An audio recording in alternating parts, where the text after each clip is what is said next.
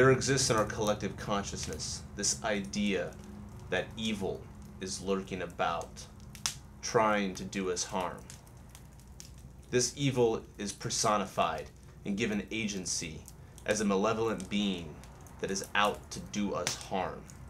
This being is Lucifer, Satan, the devil. So where did our concept of the devil come from? Has it always been the way it is now? Is he a fallen angel, prideful, and the father of lies? Was he cast out of heaven? Did he tempt Adam and Eve in the Garden of Eden? The short answer? No. He's actually a very new concept, relatively speaking. Ancient Babylonian mythos recognized evil spirits, but no such one figure that we call a devil. In fact, in Judaism, there is no concept at all of a devil as we know him. Now, there is a Satan, but he's not the Satan that we know. It is Hasatan, or the Satan, which is an adversary, one who opposes. Indeed, he is an angel of the Lord. And this can be seen very clearly in the book of Numbers 22, verses 21 through 39. Here, the angel of the Lord stands to oppose Balaam as an adversary, Satan, as he goes on his way to curse the tribes of Israel. This shows a very functionary role to the word Satan as a job. Much like a messenger angel, the Satan was merely just one of the heavenly host.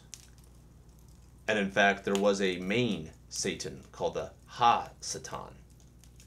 He first appears in the book of Job. We see this entity in the book of Job conversing with God, giving a report, as you will. Never mind that God needs to be reported to. He wasn't considered all-knowing and all-seeing for centuries later. The Satan was one of his ways of keeping tabs on people and opposing evil. The book of Job is ancient. It was widely regarded to be written around 2200 BCE, though modern scholarship dates it more around 700 BCE to 500 BCE.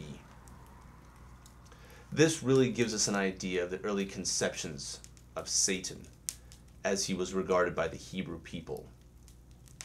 And he was regarded as a messenger or angel of the Lord. Now wait a minute, you might ask. Didn't the devil tempt Adam and Eve in the Garden of Eden?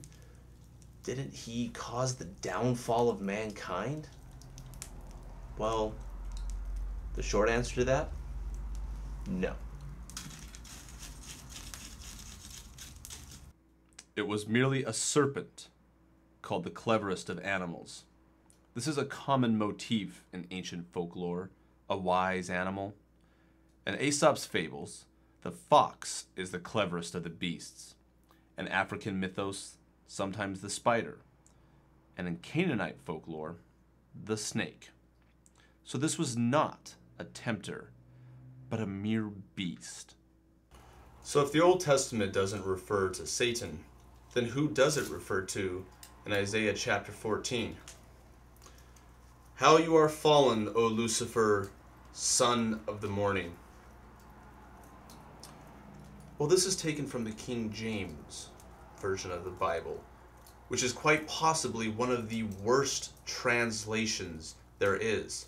The King James Bible was first translated from a German source, and that German source was translated from the Latin Vulgate source, and that source was translated from the Greek Septuagint source, and that source was translated from the original copies of the letters in the Old Testament in ancient Hebrew and Aramaic. It really, really is the worst copy or translation of the Bible you can get. Lucifer here should be translated as shining morning star. Yes, that's right, the morning star, also known as Venus.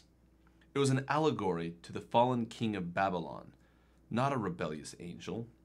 In fact, Revelation 22 verse 16 calls Jesus the morning star. Surely Jesus can't be the same Lucifer we know of today.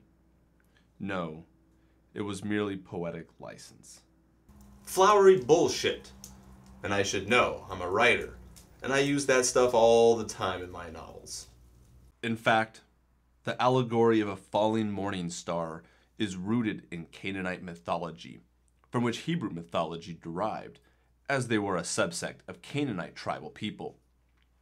In the myth, the god Hallel tries to ascend to the high god El's throne to dethrone him, but instead descends to the underworld, unable to take the throne. And yes, that high god El is the same one that is named in the Bible as creating the world, El and Elohim, not Yahweh. It's an old splashover, but I digress. The text says, Hallel ben Shahar, shining one, son of the morning, showing the link between Hebrew and Canaanite mythos. This doesn't mean the ancient Hebrews believed in Hallel attempting to overthrow El, but would be akin to modern-day allegory using older Norse or Greek mythology to make a point. Again, poetic license.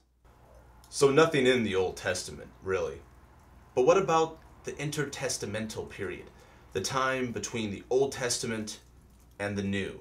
A span of about 400 years. Now this is where things get interesting, and the concept of Hasatan slowly merges into the idea of Satan, the devil, in the New Testament. But before we go there, we need to examine a concept that greatly influenced our concept of the devil: Zoroastrianism and dualism.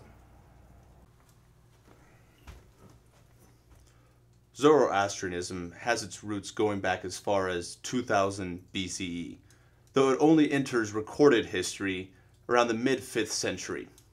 Essentially, what it did was take the old Iranian gods and split them into a good, benevolent god and an evil, malicious god, forever locked in combat, with eventually the evil god of lies doomed to fail in the final combat.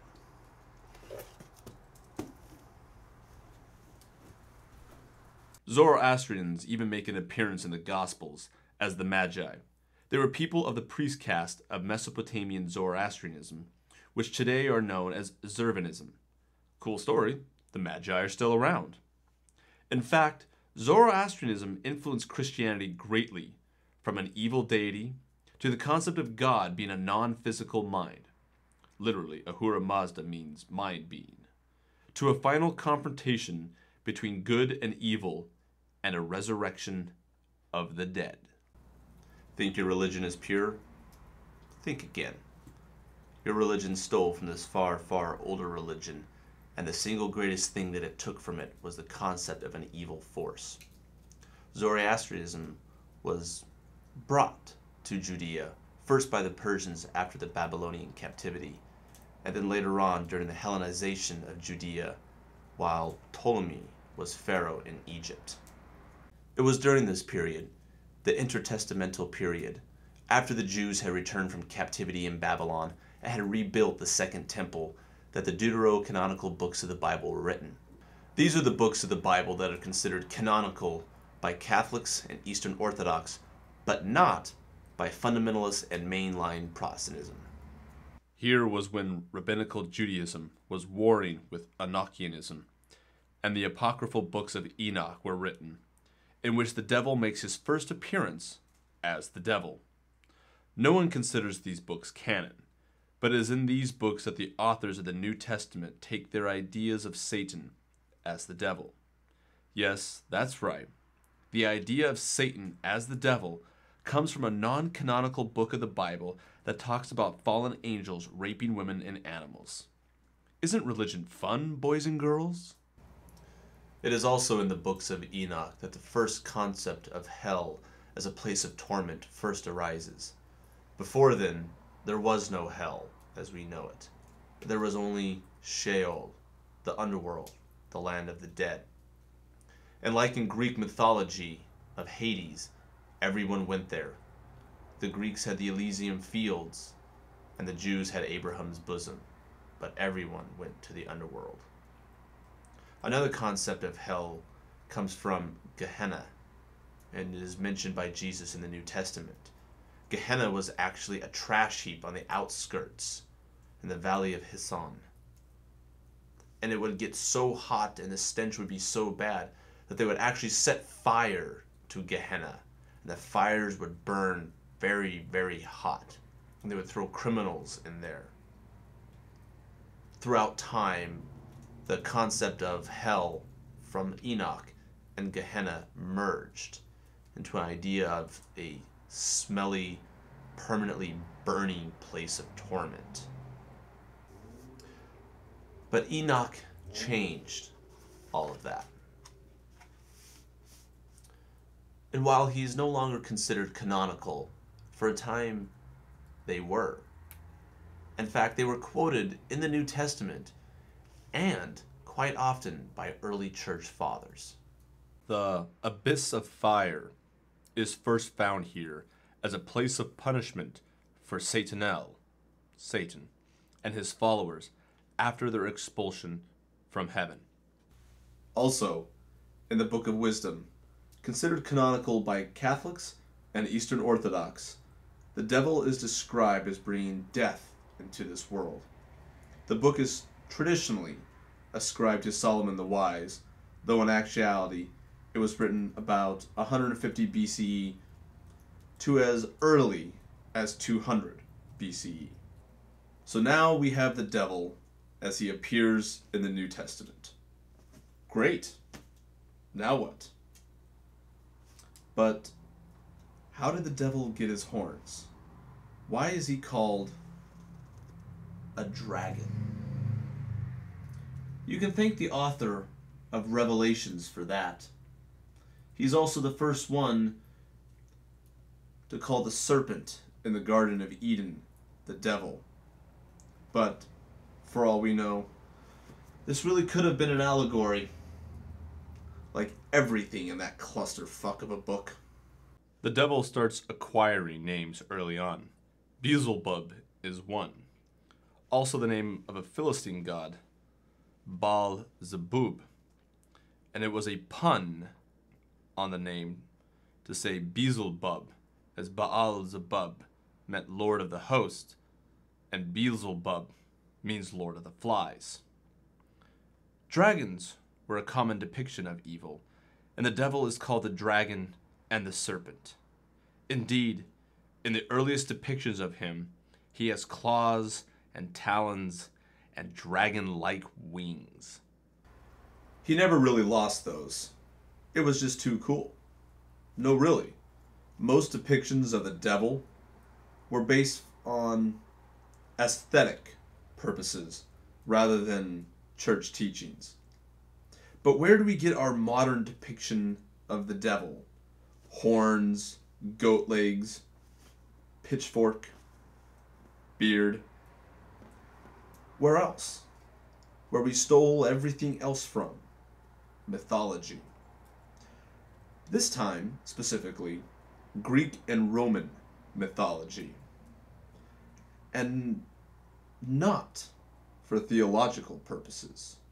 No, for political purposes. In 325 CE, the Emperor Constantine convened a council of Christian bishops in Nicaea. Previously, in the Edict of Milan, Constantine had granted legality to Christianity, thus paving the way for a Christian empire, which was fully seated as the preferred form of worship under Constantius II, and finally as the official state religion under Jovian in 363. After a brief uprising of paganism under Julian, called the Apostate. The greatest blow to paganism and the rise of Christianity can actually be attributed to one man, Ambrose of Milan.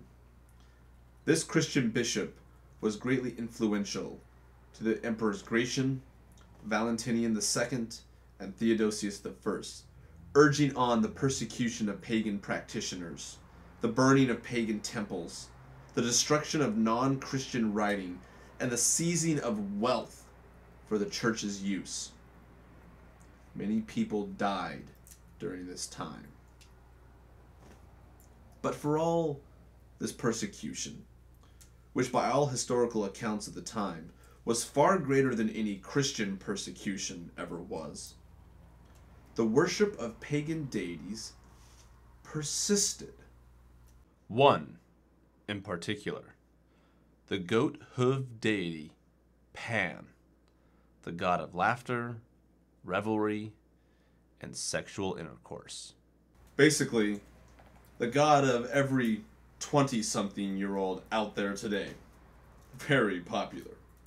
And the church needed to bring down his popularity. They thought they had the man for it. Augustine of Hippo, a pupil of Ambrose, railed against the immorality of human sexuality, to the point where he actually invented this idea of demons coming down in the middle of the night to have sex with pious celibate people. Incubus and succubus. Yeah, he was a little hung up on the whole sexuality thing. And Pan, the god of sexual intercourse, was the perfect target and needed to be brought down. The ancient gods had already been declared false gods and demons, and who better to symbolize all that was immoral with paganism than Pan, the god of what was natural? This conversion from a gentle pastoral god into the incarnation of evil was almost complete. Our devil was almost ready.